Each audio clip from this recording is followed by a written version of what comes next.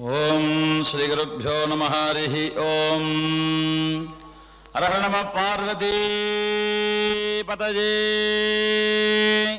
हर हर महादेवा தென்னாடுடைய சிவனே போற்றி எந்நாட்டவர்க்கும் இறைவா போற்றி கற்பக விநாயகம் பஜே மகாகணபதி வெற்றிவேல் முருகனுக்கு அரோஹரா வீரவேல் முருகனுக்கு ஞானவேல் முருகனுக்கு ஓம் சக்தி பராசக்தி जय जय देवी शरणं वनदुर्गा देवी शरणं जय जय देवी शरणं वनदुर्गा देवी शरणं जय जय देवी शरणं वनदुर्गा देवी शरणं सर्वत्र गोविंद नाम संकीर्तनं गोविंद गोविंद जानकीकांत स्मरणं जय जय राम राम हरे राम राम राम हरे हरे हरे कृष्ण कृष्ण कृष्ण हरे हरे ओम स्वामी शरणमय्यप्पा भोला सद्गुरु सच्चिदानंद साईनाथ महाराज के जय सद्गुरु राघवेंद्र महाराज के जय अरुट्पेरुम ज्योति तनिपेरुम करुणे अरुट्पेरुम ज्योति इरुளை நீக்கும் குருவே சரணம் அருளை அளிப்பாய் शरणं शरणं गुरुरेव गतिर् गुरुमेव भजे गुरुनैव सहास्मि नमो गुरवे गुरुरेव गतिर् गुरुमेव भजे गुरुनैव सहास्मि नमो गुरवे न गुरो परमं सुसुरस्मि गुरो मतिरस्ति गुरो मम पाहि गुरो गुरो परमं सुसुरस्ति गुरो मतिरस्ति गुरो मम पाहि गुरो गुरुरेव गतिर् गुरुमेव भजे गुरुनैव सहास्मि नमो गुरवे न गुरो परमं सुसुरस्ति गुरो मतिरस्ति गुरो मम पाहि गुरो सद्गुरु चरणारविन्दाभ्यां नमः गणपति एन्றிட கலங்கும் வல்வினை கணபதி என்றிட காலனும் கைதொழும் கணபதி என்றிட கருமமும் ஆதலால் கணபதி என்றிட கவலைகள் தீருமே. அன்பு சார்ந்த பக்த கோடி பெருமக்களே, நமது இறைவன் காட்டிலே அனுகிரகம் செய்து கொண்டிருக்கக்கூடிய வனதுர்கா பரமேஸ்வருடைய சன்னிதானத்திற்கு அந்த அம்பாளுடைய அனுகிரகத்தை பெற உங்களுக்கெல்லாம் இன்னைக்கு ஒரு பெரிய புண்ணியமானது கிடைத்திருக்கின்றது அப்படின்றதுல சந்தேகம் கிடையாது. இந்த க்ஷேத்திரத்துடைய திருநாமம் இறைவன் காடு. வடமொழியில சொல்றதா இருந்தா தெய்வ வனம் அப்படின்னு சொல்லுவா. வனம்னா காடு, தெய்வங்கள் குடியிருக்கக்கூடிய காடு. அம்பாளுடைய பேர் என்ன? வனதுர்கா. வனம்னா காட்டுல இருக்கக்கூடிய துர்கா பரமேஸ்வரி. துர்க்கையில 9 விதமான துர்கா பரமேஸ்வரி அம்பாளானவர்கள் இருக்கின்றார்கள். அதுல வனதுர்கா பரமேஸ்வரியாக இந்த சன்னிதானத்துல அம்பாள் அனுகிரகம் புரிகின்றாள் அப்படின்னு இங்க எல்லாருக்கும் வரக்கூடிய பக்தர்களுக்கெல்லாம் அனுகிரகம் செஞ்சுட்டு இருக்கா. அப்போ பேர்லயே அந்த அர்த்தம் அடங்கி இருக்கு. ஊரோடைய பேர்லயே அந்த அர்த்தம் அடங்கி இருக்கு. இங்க வனதுர்கா பீடம் வரணும் அப்படின்றது யுகம் கடந்த உண்மையா இருந்திருக்கு. இப்ப நம்ம கலியுகத்துல இருக்கோம். கிருத்த யுகம், திரேதா யுகம், துவாபர யுகம், கலியுகம்னு பல யுகங்கள், இது மாதிரி சதுர்யுகம் மாறி மாறி வந்துட்டு இருக்கோம். நம்ம எல்லாம் ஒரு வீடு கிரகப்பிரவேசம் பண்ணணும் அப்படின்னு முடிவு பண்ணா கிரகப்பிரவேசம் பண்ணிட்டு அதுக்கப்புறம் வீடு கட்டுறது இல்லை இல்லையா? உங்களுக்கு புரியுற மாதிரி சொல்லணும்னா, மாடு கட்டிட்டு கொட்டா போடுவோமா இல்லை கொட்டா போட்ட அப்புறம் மாடு கட்டுவோமா? முதல்ல கொட்டாலாம் தயாரா இருந்தால் தான் மாடு வாங்கி பயன்படுத்திக்க முடியும். இது எதுக்காக சொல்ல வரேன்னா, அது போல பல யுகங்களுக்கு முன்னாடி, ஒரு யுகம்னா எவ்வளவு காலம் தெரியுமா? 7 நாட்கள் சேர்ந்தது ஒரு வாரம். ஞாயிற்றுக்கிழமையிலேருந்து ஆரம்பிச்சு சனிக்கிழமை வரைக்கும் 7 நாட்கள் சேர்ந்த ஒரு வாரம். 4 வாரம் அல்லது 5 வாரம் சேர்ந்தா ஒரு மாதம். 12 மாதங்கள் ஒன்று சேர்ந்தா அது ஒரு வருடம். பல லட்சம் ஆண்டுகள் ஒன்று சேர்ந்தா அதுதான் யுகம் அப்படின்னு பேரு. இந்த கலியுகமே 4,32,000 ஆண்டுகள் உள்ளடக்கியது. ஒரு கலியுகம் முடியணும்னா 4,32,000 ஆண்டுகள் கடந்து போகணும்.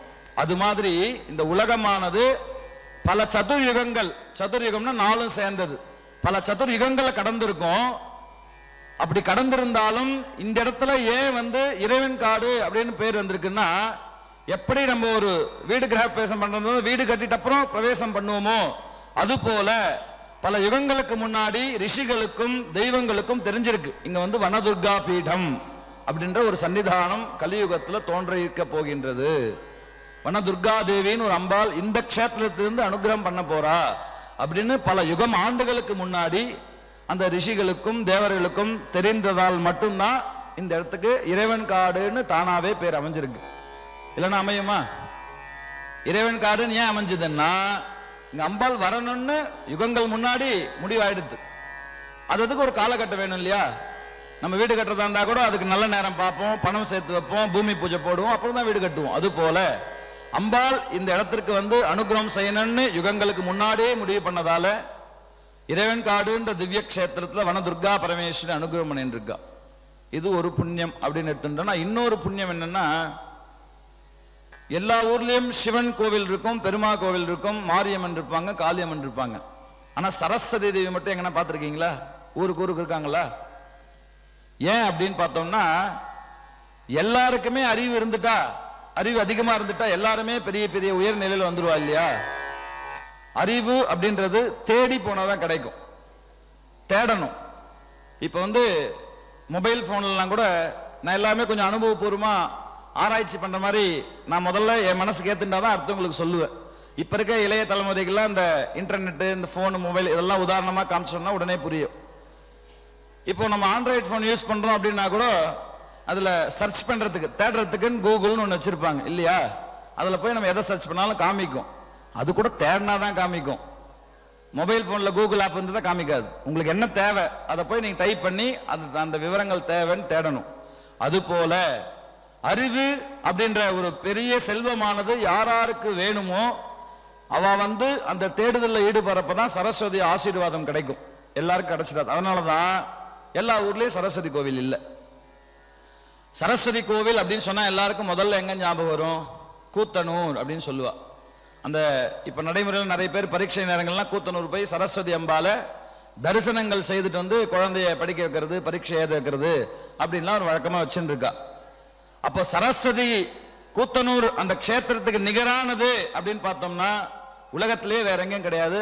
நம்மளுடைய இறைவன் காடு சரஸ்வதி பீடம் மட்டும்தான். அம்பாள் இங்க சரஸ்வதியா இருந்து எல்லா மாணவர்களுக்கும் குழந்தைகளுக்கும் கல்வி ஞானம் எல்லாம் கொடுத்து அவ வாழ்க்கையில பெரிய பெரிய ஒரு பெரிய உயர்ந்த ஸ்தானத்துல வரணும் அப்படின்னு சொல்லி இந்த இடத்துக்கு அனுகிரகம் பண்ணிட்டு இருக்கா. அதனால நமக்கு ஒரு பெரிய பாக்கியம். திருப்பதியில் இருக்கிறவர்களுக்கெல்லாம் அந்த பெருமாளுடைய மகிமை தெரியாதான். நிறைய பேர் திருப்பதியில் சாமி கும்பிட மாட்டாங்க. திருத்தணியில் இருக்கிறவர்களுக்கெல்லாம் முருகருடைய அருமை தெரியாது. போய் மலைக்கீழே வீடு இருக்கும், முருகர் போய் பார்க்கவே மாட்டாங்க. அது போல நமக்கு இங்க இருக்கக்கூடிய சரஸ்வதியுடைய மதிப்பு தெரியாது, யாரும் பார்க்க மாட்டாங்க. ஏன்னா எல்லாருக்கும் அந்த ஞானம் கிடைச்சிடாது. அம்பாள் யார எப்பப்பெல்லாம் கூப்பிடணும் ஆசீர்வாதம் பண்ணணும் நினைக்கிறாளோ அப்பதான் உள்ள வர முடியும் அப்படின்றது ஒரு நிஜம். அப்ப இந்த சரஸ்வதி வழிபாடு செய்தோம்னா என்ன கிடைக்கும்? எல்லாமே கிடைக்கும். ஏன்னா ஒரு 100 பேர் ஒரு ஸ்கூல்ல படிக்கிறாங்க அப்படின்னு வச்சுப்போம். அந்த ஸ்கூல் முடிஞ்ச உடனே காலேஜ் போறாங்க, காலேஜ் முடிச்சிடுறாங்க, 100 பேர் டிகிரி வாங்குறாங்க. 100 பேருக்கும் வேலை வாய்ப்பு கிடைக்குமான்றது சந்தேகம். அவ படித்து எவ்வளவு மார்க் எடுத்திருக்காலோ அதுக்கேற்ற வேலை வாய்ப்புகள் கிடைக்கும். பிற்காலத்துல அந்த 100 பேரும் ஒரே அளவுக்கு சம்பளம் வாங்குறாங்களான்னா அதுவும் சந்தேகம். ஏன்னா அவ திறமை எவ்வளவு வளர்த்துட்டு இருக்காங்களோ அது மாதிரி ஒருத்தருக்கு அதிகமான சம்பளம் இருக்கும், ஒருத்தருக்கு மீடியமான சம்பளம் இருக்கும், ஒருத்தருக்கு குறைவான சம்பளம் இருக்கும். அப்ப இதற்கெல்லாம் ஆதாரம் எங்க அப்படின்னா ஞானம், அறிவு. நம்ம எவ்வளவுக்கு எவ்வளவு படிக்கிறோமோ, எவ்வளவு ஞாபகம் வச்சுக்கிறோமோ, எவ்வளவு பயன்படுத்துறோமோ அவ்வளவுக்கு எவ்வளவு நம்மளுடைய மதிப்பு உயர்கின்றது, அதற்போல வருமானங்கள் உயர்கின்றது. அப்போ அறிவு இருந்தாதான் அனைத்தையும் சாதிக்க முடியும். அந்த அறிவை தரக்கூடிய அன்னை தான் இங்கு சரஸ்வதி தேவியாக அனுகிரகம் செய்கின்றாள். அதே போல பக்கத்தூர் பேர் கேட்டா நீங்க என்ன சொல்வீங்க? பக்கத்தூர்ல இருக்கக்கூடிய பேர் என்ன? விரிஞ்சிபுரம் இல்லையா? விரிஞ்சி அப்படின்னா வடமொழியில பிரம்மா அப்படின்னு அர்த்தம். அங்க கோவிலுடைய வரலாறு படிச்சவங்களுக்கு தெரியும். பிரம்மா வந்து பூணல் போட்டு சிவனை முதல்ல பூஜை பண்றாராம்.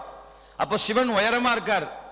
அவரால் பூஜை பண்ண குழந்தையா பிரம்மா இருக்கிறதுனால பிரம்மச்சாரிக்கெல்லாம் பூணல் போடுறப்போ ஒரு 7 வயசு இருக்கும். அந்த 7 வயசுக்கு உண்டான வளர்ச்சியில குட்டி பையனா இருக்கார் பிரம்மா. சாப விமோசனத்துக்காக பிறந்து பூணல் போட்டு பூஜை பண்றார். அப்போ தன்னால பூஜை பண்ண முடியலையேன்னு வருத்தப்படுறாராம் மானசீகமா. அப்ப சுவாமி வந்து தன் தலைய அப்படி சாட்சி காமிக்கிறாராம். சரி பூஜை பண்ணு அப்படின்றாரு, இப்படி காமிக்கிறார். அதனாலதான் எல்லா ஊர்லயும் சிவன் பாருங்க நேரா இருப்பார், விரிஞ்சிபுரத்தில் மட்டும் கொஞ்சம் சாய்வா இருப்பார். பிரம்மாக்காக வரம் பண்ண இடம். அதே எங்க சொல்ல வரேன்னா, பிரம்மாவுடைய மனைவி யாரு? யாருக்குன்னா தெரியுமா? எங்க இருக்கோளுக்கு பிரம்மாவுடைய மனைவி யாரு? சரஸ்வதி. கணவன் இருக்காருக்குன்னு மனைவிக்கு ஒரு சொந்தமான இடம். அதனால பிரம்மாவே இங்க வந்து பூஜை பண்ணதுனால சரஸ்வதி அம்பாள் இங்க வந்து உட்காந்துருக்கா. அப்படி விசேஷமான ஒரு திவ்ய கஷேத்திரத்துல நம்ம எல்லாம் இன்னைக்கு உள்ள நுழைஞ்சிருக்கோம் அப்படின்னு சொன்னாலே அது ஒரு பெரிய பாக்கியம். இன்னைக்கு நீங்க கணக்கு எடுத்துங்க, நேத்து வந்த மாதிரி முந்தா நேத்து வந்த மாதிரி 500 பேர் 1000 பேர்ல இருக்க மாட்டான். ஏன்னா 500 பேருக்கு 1000 பேருக்கு அறிவு அதிகமா ஆயிடுச்சுன்னா அவெல்லாம் வாழ்க்கையில பெரிய ஆள் ஆயிடுவா. அதனால யாரெல்லாம் வாழ்க்கையில முன்னேற்றம் அடையணுமோ, வளர்ச்சிகள் கிடைக்கணுமோ, அந்த ஆசீர்வாதத்தை கொடுக்கணும் நம்மால் நினைக்கிறவாள் மட்டும்தான் இது உள்ள வர முடியும். அதனால அவ மட்டும்தான் வந்திருப்பா. அப்ப இதுதான் மாணிக்க வாசகர் சொல்றாரு, அவன் அருளாலே அவன்தால் வணங்கி. தெய்வத்தோடைய அருள் இருந்தாதான் தெய்வத்தை பூஜை பண்ணவே முடியும்.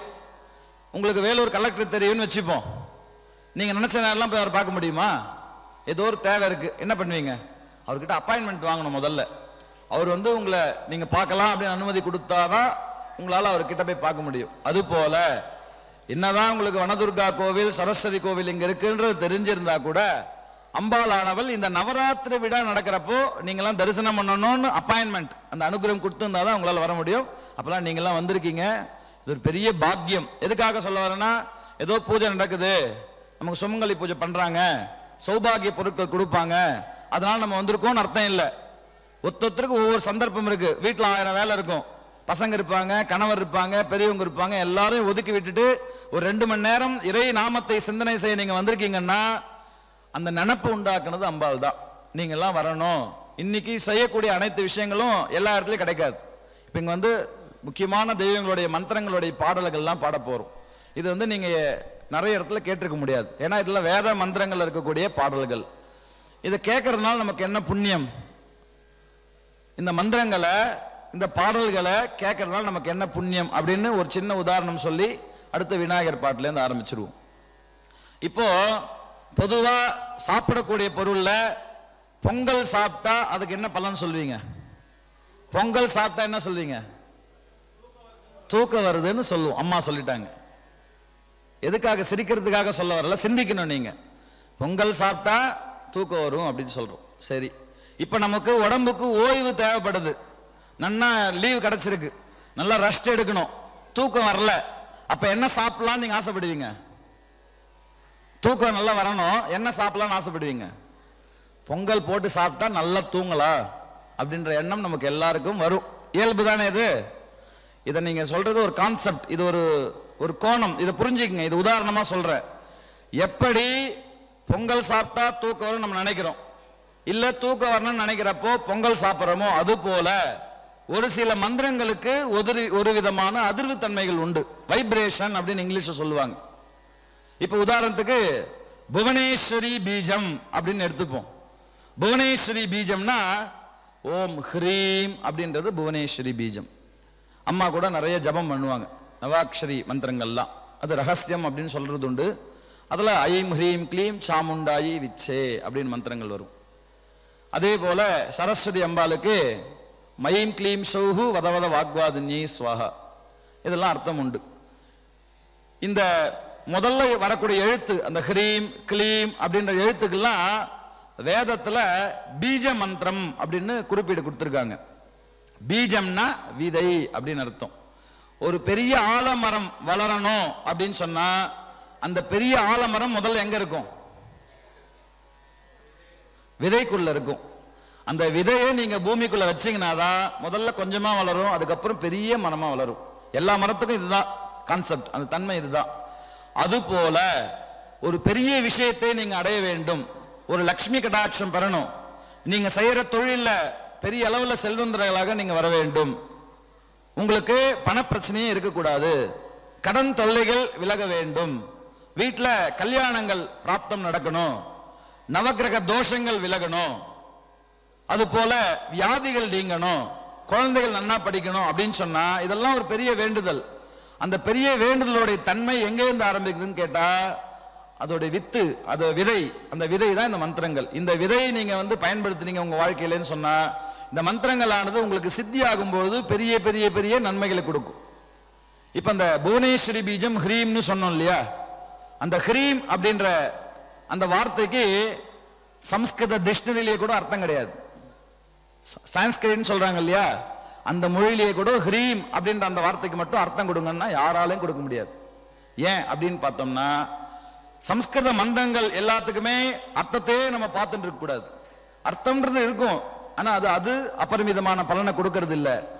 நம்மளுடைய முன்னோர்கள் ஒலிகளை ரொம்ப கவனமா சிந்திச்சிருக்காங்க, சிந்தனை பண்ணியிருக்காங்க. ஒலினா சவுண்டு. இப்ப நம்ம மைக்ல பேசுறோம், இது கார்ட்லெஸ் மைக், ஒயர் இல்லாத மைக். எப்படி இது அந்த இடத்துக்கு போய் எல்லா ஸ்பீக்கர்லயே படுது, யாருன்னா ஒருத்தரால சொல்ல முடியுமா? இது ஒயர் இல்லாத மைக்கு, நான் இப்படி தூக்கலாம் இப்படி எடுக்கலாம், சம்பந்தமே கிடையாது. ஆனா நான் இங்க பேசுறேன், என்னுடைய சப்தத்தை எப்படி அது இன்னொரு இடத்துக்கு சேர்த்து மைக்கு கொடுத்து பெரிய அளவுல சவுண்ட் உண்டாக்குது.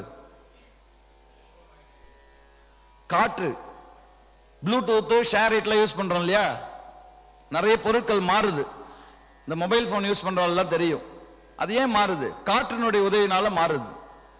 அது போல இங்க பேசுறதெல்லாம் இன்னொரு இடத்துக்கு பதிவாகி பெரிய அளவுல கேட்குது.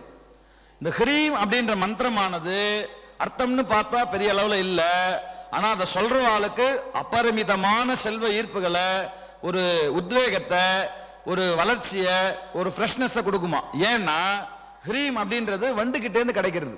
ஹ்ரீம் காரம் அப்படின்னு சொல்லுவா. வண்டு இருக்கு இல்லையா, அந்த வண்டு சைட்ல உங்க காது பக்கம் போச்சுன்னா எப்படி சவுண்ட் வரும், போகும் இல்லையா. அந்த சவுண்டை நீங்க அனலைஸ் பண்ணி பார்த்தீங்கன்னா, அதாவது வெடிகட்டி பார்த்தீங்கன்னா அதுல இருந்து கிடைக்கக்கூடிய சவுண்ட் தான் ஹ்ரீம் அப்படின்ற மந்திரம். சரி, இதுக்கும் நம்ம சொல்றதுக்கு என்ன தன்மை, என்ன கான்செப்ட், எங்க போகுது இந்த அர்த்தம் பார்த்தீங்கன்னா, ஒரு வண்டானது எல்லா நேரத்திலும் ஹ்ரீங்காரம் இடாது. இப்ப நீங்க கூட இருக்கீங்க, அழகா ஒரு பாட்டு பாடுறீங்கன்னா கண்ட நேரத்தில் நீங்க பாட மாட்டீங்க. உங்களுக்கு மகிழ்ச்சியான தருணம் இருக்கணும், மனசுல சந்தோஷம் இருக்கணும், அப்பதான் அந்த பாட்டு உங்களுக்கு வரும். அது போல அந்த வண்டானது நறுமணம் உள்ள ஒரு தோட்டத்துல, அழகான செடியில, புத்தம் புதுசா பூத்த மலர்ல ஒரு மகரந்தம்னு ஒரு தேன் இருக்கும். அந்த தேன் இருக்குதுன்னு அதுக்கு தெரிஞ்சாதான் அதுக்கு ஹாப்பி மூடு கிரியேட் ஆகும், சந்தோஷம் வரும். அந்த சந்தோஷம் வந்தாதான் ஆசையோட போய் அந்த தேன் எடுக்கும். அந்த தேன் எடுக்கிறப்ப மட்டும்தான் அந்த ஹ்ரீம், அந்த ஹ்ரீங்காரம் அப்படின்ற சவுண்ட் அதை கிரியேட் பண்ணுது. அப்போ இந்த சவுண்ட் எங்க வருதுன்னா சந்தோஷம், நறுமணம், மகரந்தம், தேன் இதெல்லாம் இருக்கக்கூடிய அந்த இடத்துல தான் வரும். பழைய பூல இருக்காது, புது பூல மட்டும்தான் வண்டு எடுக்கும். இப்ப இது ரிவர்ஸ் தியரி, அதாவது இது அப்படியே திருப்பி போடுங்க. எப்படி பொங்கல் சாப்பிட்டா தூக்கம் வரும்னு சொன்னமோ, இல்ல தூக்கம் வரணும்னா பொங்கல் சாப்பிட்டு சொன்னமோ, அது புரிஞ்சது இல்லை உங்களுக்கு. அது போல இந்த வண்டு ஹ்ரீம்ன்ற சவுண்ட் எப்ப கிரியேட் பண்ணுது, இது மாதிரிலாம் ஒரு சிச்சுவேஷன் இருந்தா தான் கிரியேட் பண்ணுது. அதை நம்ம முன்னோர்கள் வாட்ச் பண்ணிருக்காங்க. அதாவது அது மேல சிந்தனை செலுத்தி, சரி இந்த சவுண்டை எங்கெங்கெல்லாம் கிரியேட் பண்றாலோ அங்க அந்த பலன்கள்லாம் உண்டாகுது. கிரியேட்னா உண்டாக்குறது, அந்த சப்தத்தை சொல்றாலோ. இப்ப ஹ்ரீம்னு எங்கெங்கெல்லாம் சொல்றோமோ அங்க சந்தோஷமும், நறுமணமும், உத்வேகமும், ஆச்சரியமும், ஆனந்தமும் கிடைக்குதான். எப்படி அந்த சவுண்ட் இருந்தாதான் வண்டு அந்த அந்த மூடுக்குள்ள போதோ, அது போல இந்த சவுண்டை கிரியேட் பண்றப்போ தானாகவே அந்த சந்தோஷத்துக்கு உண்டான சூழ்நிலை உங்களை அடையுது. ஏன்னா எல்லாம் நம்ம எல்லாரும் ஒரே பிரபஞ்சத்தில் தான் இருக்கும், ஒரே உலகத்தில் தான் இருக்கும். அதுதான் சைக்காலஜிக்கலா சொல்லுவாங்க, அந்த மனோநிலை மருத்துவர்கள் சொல்லுவாங்க, ஒரு விஷயத்தை நீ அடைய விரும்பினா அந்த விஷயத்தை அடைஞ்சிட்ட அப்புறம் நீ எந்த மனநிலைக்கு போவ. இப்ப ₹1,00,000 உங்களுக்கு ஓடுமா, என்ன ₹1,00,000 வரலையே, நான் ஏதோ பண்ணி பார்த்தேன் நஷ்டம் தான் ஆகுது அப்படின்னு சொல்லியிருந்தா ₹1,00,000 வராது. ₹1,00,000 சம்பாதிச்சா என்ன மனநிலைக்கு நீங்க போவீங்களோ அந்த சந்தோஷத்துல இருங்க, ஆட்டோமேட்டிக்கா அந்த ₹1,00,000 சம்பாதிக்குண்டான தருணங்கள் உங்களுக்கு கிடைச்சிருன்றா. அது மாதிரிதான் மந்திரங்கள். இது ஒரு உதாரணம் தான், இது மாதிரி ஒவ்வொரு உதாரணம் நிறைய இருக்கு. அப்புறம் காமகலா பீஜம் கிளீம் அப்படின்னு சொல்றோம். ஐம் கிளீம் சௌஹு அப்படின்னு அம்பாளுக்கு மந்திரம் வருது. கிளீம் அப்படின்ற சவுண்ட் எங்கேருந்து வருது, குதிரை கணிக்குதான். அது வந்து கணிச்சு காமிச்சா எல்லாம் சிரிச்சிருவீங்க அப்படின்னும் இல்லையா? குதிரையை நல்லா வாட்ச் பண்ற அளவுக்கு தெரிஞ்சிருக்கும், டக டக டக டகன்னு ஓடும். அது போல வேகமா யாராலையும் ஓட முடியாது. ஹார்ஸ் பவர் அப்படின்னு இங்கிலீஷ் சொல்லுவா. இப்ப எதனா ஒரு வேகம் வேணும்னா சொல்லுவான், அப்ப குதிரை சக்தி இருக்குப்பா அவனுக்கு அப்படின்னு இல்லையா? அப்போ அது கணிக்கக்கூடிய ஒலி தான் கிளீம். அந்த கிளீமை எங்கெங்கெல்லாம் சொல்றாலோ அங்க குதிரைக்கு உண்டான சக்தி என்ன கிடைக்குதோ அந்த மனுஷனுக்கு கிடைச்சிரும். வேகமா போவான், வாழ்க்கையில முன்னேறிடுவான், அவன் நினைச்சதெல்லாம் அடைய முடியும். அவன் தான் வந்து ஒரு பவரான ஆளா இருப்பான். அதுக்காக தான் ஹயக்ரீவர் குதிரை முகத்தோட இருக்கார். ஹயக்ரீவர் தான் சரஸ்வதி குரு. அது காமகலா பீஜம் அப்படின்னு சொல்லுவா. இப்படி நிறைய விஷயங்கள் இருக்கு. இது சொல்லினே இருந்தா இதுக்கே ஒரு 5-6 மணி நேரம் தேவைப்படும். இது போலலாம் இருக்கிறதுனால எதுக்கு சொல்ல வந்தேன்னா, இதே போலதான் ஒவ்வொரு மந்திரங்களுக்கும் ஒவ்வொரு தன்மை உண்டு. அது மாற்றங்கள் அபரிமிதமானது. இப்ப இதுல ஏதோ பேசிட்டு இருக்கோம், உங்களுக்கு பாஷை புரியுது கேக்குறீங்க. ஒரு இரும்பு பீரோவை இது மாதிரி ஒரு சிமெண்ட் தரையில வச்சு தர தர தர தரன்னு இழுத்தா என்ன சொல்வீங்க? ஏன்பா இது மாதிரி சத்தம் மூட்டுற, தலை வலிக்குது சொல்றீங்களா இல்லையா? அது வந்து ஒரு பாஷை கிடையாது, ஒரு சவுண்டு தான். அந்த சவுண்டுக்கு உங்க மனதை மாற்றக்கூடிய திறன் எப்படி இருக்குதோ சரி, அது ஒரு பக்கம். இன்னொரு பக்கம் வீணை எடுத்து நல்லா மங்களகரமா வாசிக்கிறாங்க. அப்படின்னா என்ன பண்ணுவோம்? இன்னொரு 5 நிமிஷம் வாசிங்கோ, அந்த பாட்டு வாசிங்கோ, இந்த பாட்டு வாசிங்கன்னுவோம். அதுவும் எந்த பாஷை கிடையாது, அதுவும் ஒரு ஒலி தான். அந்த ஒலி உங்களுக்கு சந்தோஷத்தை கொடுக்கின்றது, இந்த பீரோ இருக்கிற ஒலி உங்களுக்கு வருத்தத்தை கொடுக்கின்றது. இதெல்லாம் தான் நம்ம முன்னோர்கள் வாட்ச் பண்றாங்க. ஒலிக்கு ஒரு மனிதனுடைய வாழ்க்கையை மாற்றக்கூடிய தன்மை திறமை இருக்கின்றது அப்படின்னு முடிவு பண்ணி பாசிட்டிவான பவரை கொடுக்கக்கூடிய, அதாவது பாசிட்டிவ் எனர்ஜின்னு சொல்லுவா, மக்களுக்கு நன்மைகளை சேர்க்கக்கூடிய எல்லா சவுண்டையும் அனலைஸ் பண்ணி அதெல்லாம் ஒரு கோர்வையா கொடுக்குறாங்க. அதுதான் மந்திரம். அதே மாதிரி நெகட்டிவ் எனர்ஜி கொடுக்கக்கூடியதெல்லாம் அதரண வேதம் அப்படின்னு பிரிச்சு வைக்கிறா. அப்போ இந்த மந்திரங்கள் எல்லாம் நம்ம காதால கேட்டாலே கோடி ரூபாய் சம்பாரிச்ச மாதிரி உங்களுக்கு இதெல்லாம் எங்கேயும் கிடைக்காது. இது மாதிரி ஒரு நிகழ்ச்சி எங்கேயும் ஏற்பாடு பண்ண மாட்டா. இது மாதிரி ஒரு நிகழ்ச்சி ஏற்பாடு பண்றதுன்னா குறைஞ்சபட்சம் எனக்கு தெரிஞ்சு 30,000 ரூபாய் செலவாகும். அதுக்குண்டான ஸ்டேஜ், அதுக்குண்டான மைக் செட்டு, அதுக்குண்டான நபர்கள், அதுக்குண்டான ஆட்கள், பொருட்கள், அன்னதானம். நான் கம்மியா சொல்றேன் என்னுடைய நாலேஜுக்கு, இதை விட அதிகமாக தான் செலவாகும், தவிர கம்மியா செலவாகுது. இதே சென்னை போன்ற ஒரு ஊர்ல செஞ்சா உட்கார்ந்து பார்க்கறவங்களுக்கெல்லாம் தலை மேல 1000 ரூபாய் டிக்கெட் லென்த்தா நான் கொடுத்தேன் பார்த்தீங்களா விளக்கம். இதுதான் பகவான் ஸ்ரீ கிருஷ்ணன் பகவத்கீதையில சொல்றார், நல்லதே நினை நல்லதே நடக்கும்.